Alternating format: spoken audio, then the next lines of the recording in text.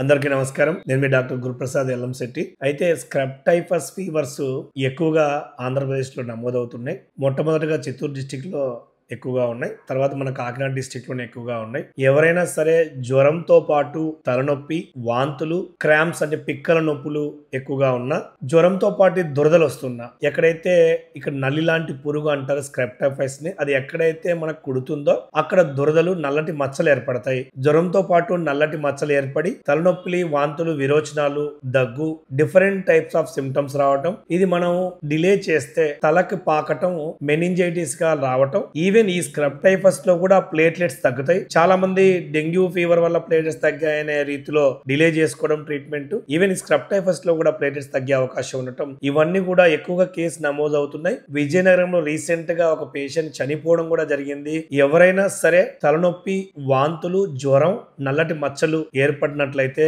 వెంటనే ఉన్నటువంటి దగ్గరలో ఉన్నటువంటి స్పెషలిస్ట్ ని కలవటం, మనకు దగ్గరలో ఉంటే మన హాస్పిటల్ రావటం చేయటం వల్ల దీన్ని నివారించుకోవచ్చు. అయితే ఇది ఒకరి నుంచి ఒకరికి పాకదు కాబట్టి, స్ప్రెడ్ అవ్వదు కాబట్టి కొంచెం ఆ విషయంలో అంటువ్యాధి లాగా ఉండదు. అందరూ జాగ్రత్త పడతారని కోరుకుంటూ అందరికీ నమస్కారం.